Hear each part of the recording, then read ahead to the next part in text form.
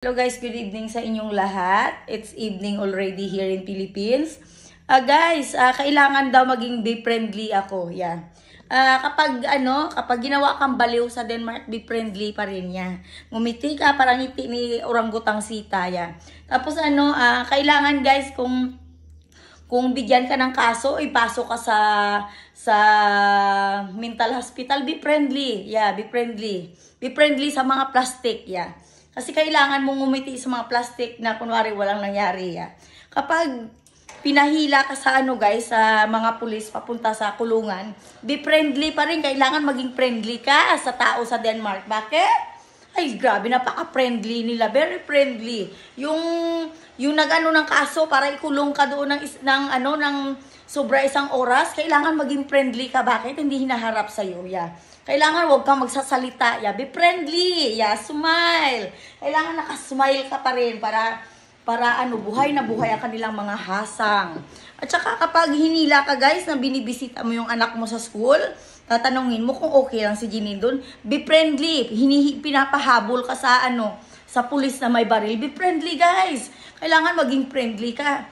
Yung muntik na madisgrasya ang mata ko na lumabo dahil sa tubig, dahil sa paglagay ng poison sa gripo. Be friendly. Kailangan maging friendly ka pa rin. Kailangan mo maging friendly. Yung ini-injection na ng poison yung pagkain mo, na nakikita mo kung paano nila ginaganon-ganon.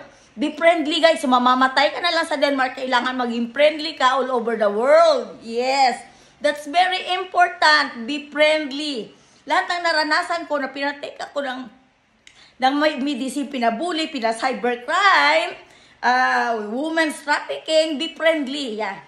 Ang ulol mo nga pala, hindi mo naranasan ang naranasan ko sa Denmark. Kaya ikaw magpaka-friendly ka sa mga abnormal.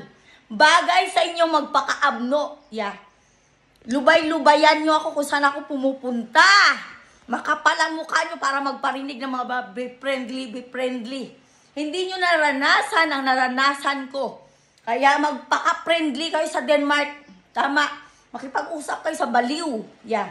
Dahil ang mga tao doon hindi makontento sa isang araw kapag hindi ako pinipisting yawa sa pamamagitan ng punyetang kamera na ito sa kabila na napakyu ko daw sila. Wow! Hindi nga.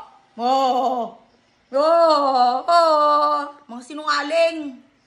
Be friendly. Yeah, be friendly. Yun yung alam niyo, be friendly to Judas. Yeah. Judas Barabas. Mahaba ang balbas sa bulbol. Yeah. Be friendly. Kailangan mo maging be friendly. Bow and kiss their ass. Yeah, be friendly. Nek-nek mo.